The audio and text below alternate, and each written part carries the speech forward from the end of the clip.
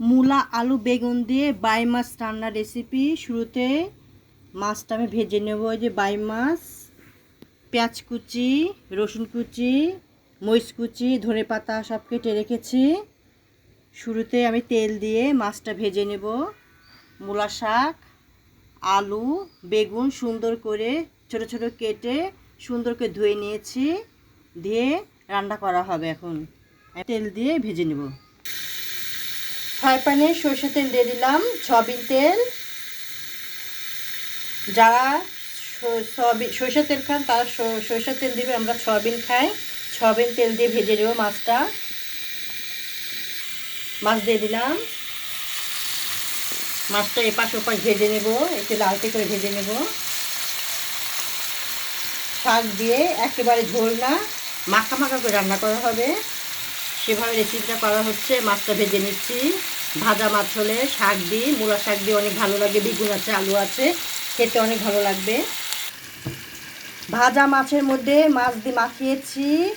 সামান্য লবণ, 1 চামচ লবণ দিয়েছি। হাফ চামচের কম হলুদের গুঁড়া, হাফ চামচের কম ধনের গুঁড়া, হাফ চামচের কম মরিচের গুঁড়া দিয়ে মাখিয়ে মাছটা ভাজা হচ্ছে। দেখতে পাচ্ছেন মাছটা ভেজে নিচ্ছি, এপাশ ওপাশ ভেজে নেব। প্রথমে তেল দিয়েছি, পেঁয়াজ দিয়েছি, পেঁয়াজটি একটু লালচে হলে মশলা দিয়ে দিয়েছি।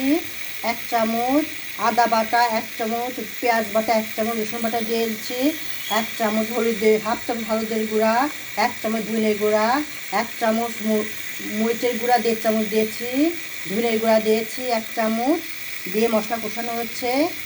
লবণ দিয়েছি 1.5 চামচ, দিয়ে মশলা কষাচ্ছি। কষানো শুরু পরে আমি মূলা আলু বেগুন দিয়ে দিব। মশলা কষাচ্ছি। মশলা যত কষানো হবে মাছের রান্নাটা তত ভালো লাগে। বাই মাছ দিয়ে মূলা আলু দিয়ে বেগুন দিয়ে রান্না তো সেভাবে কষানো হচ্ছে এবং কষাচ্ছি। যত কষানো হচ্ছে একটা কাঁচা মশলা গন্ধটা থাকবে না, একটা সুন্দর ফ্লেভার আসবে, খেতে অনেক ভালো লাগবে।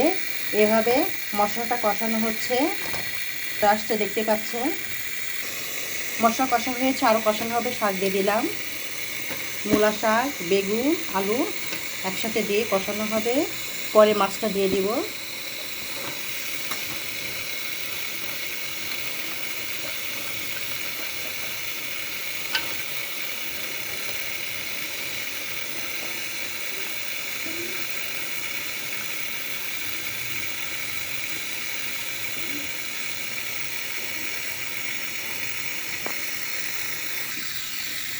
মশলা কষানো হচ্ছে,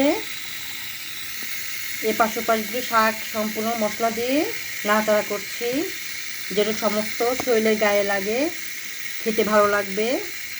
একটু ঢেকে রাখবো 1-2 মিনিট পর পর, আর খুলে খুলে দেখবো কেমন কতটা সিদ্ধ হয়েছে। নাড়াচাড়া করা হবে, তাহলে খেতে কিন্তু অনেক ভালো লাগবে, খেতেও টেস্টফুল হবে, তো থাকবে না। আমি নাড়াচাড়া করছি, দেখতে পাচ্ছেন। এভাবে করলে কিন্তু বাই মাছ দিয়ে মূলার শাক অনেক ভালো লাগে। বেগুন আলু আছে, খেতে কিন্তু অনেক ভালো লাগবে, খেতেও সুস্বাদু লাগবে। কষানো হচ্ছে, এবার ঢেকে দিব। 1 মিনিট পর আবার নাড়াচাড়া করা হবে।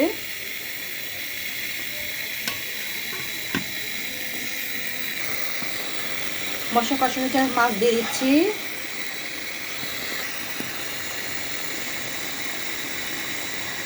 ভাজা মাছগুলো দিয়ে দিচ্ছি। সামান্য একটু পানি দিয়ে মরিচ কুচি, ধনে পাতা দিয়ে দিব, আর একটু কষানো হবে। বাই মাছ কিন্তু মূলা আলু দিয়ে খেতে কিন্তু অনেক ভালো লাগে, সেভাবে রেসিপিটা করা হয়েছে।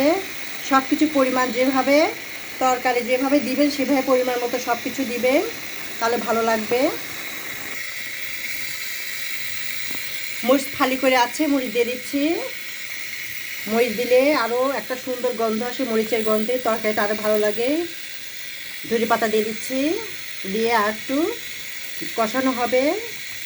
তার হয়ে গেলেই গুঁড়া জিরা বাটা আছে, সেই গুঁড়া জিরাটা দিয়ে দিব, তাহলে কিন্তু আরও ভালো লাগবে, গুঁড়া আরও বাড়বে।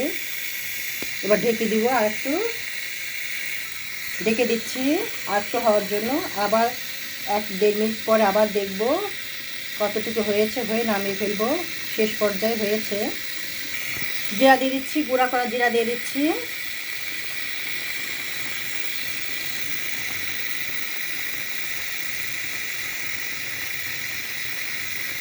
পানি একটু শুকালেই নামিয়ে ফেলবো। একবারে মাখা মাখা রান্না করা হবে। আমি একটু ঢাকনা দিয়ে দিব যে আজকে যেন পানিটা শুকিয়ে যায়, তাহলে ভালো লাগবে খেতে। গরম ভাতের সাথে খেতে কিন্তু অনেক মজা। সেভাবে করা হচ্ছে। যদি ভালো লেগে থাকে তাহলে সুন্দর একটা লাইক, কমেন্ট, শেয়ার করে যাবেন। পরবর্তী রেসিপিতে আবার আসবো। এভাবে আমি রান্না করে আমার ছেলেমেয়েরা, আমার হাজব্যান্ড খুব পছন্দ করে। সে সবসময় বাড়ির রান্না খায়, সে কখনো বাইরে রান্না খেতে চায় না। সেভাবে করা হচ্ছে। দেখতে পাচ্ছে কারটা কত সুন্দর হয়েছে, খেতে তারপর সুস্বাদু হবে।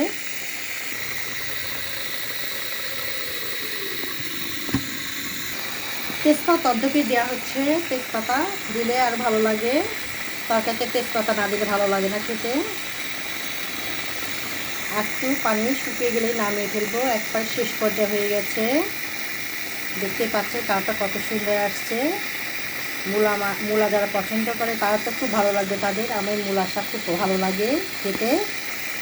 এই যে মাছ দিয়ে রান্না করছি, যদি না করে থাকেন একদিন খেয়ে দেখবেন, অনেক মজা লাগে গরম ভাতের সাথে খেতে।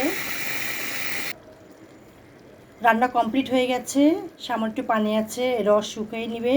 তো এর মধ্যে তরকারির মধ্যে দেখতে পাচ্ছেন কতটা সুন্দর কালার হয়েছে। খেতেও কিন্তু অনেক মজাদার রেসিপিটা হয়েছে। যদি রেসিপিটা ভালো লেগে থাকে লাইক, কমেন্ট, শেয়ার করে যাবেন। পরবর্তী রেসিপিতে আবার আসবো। আল্লাহ হাফেজ।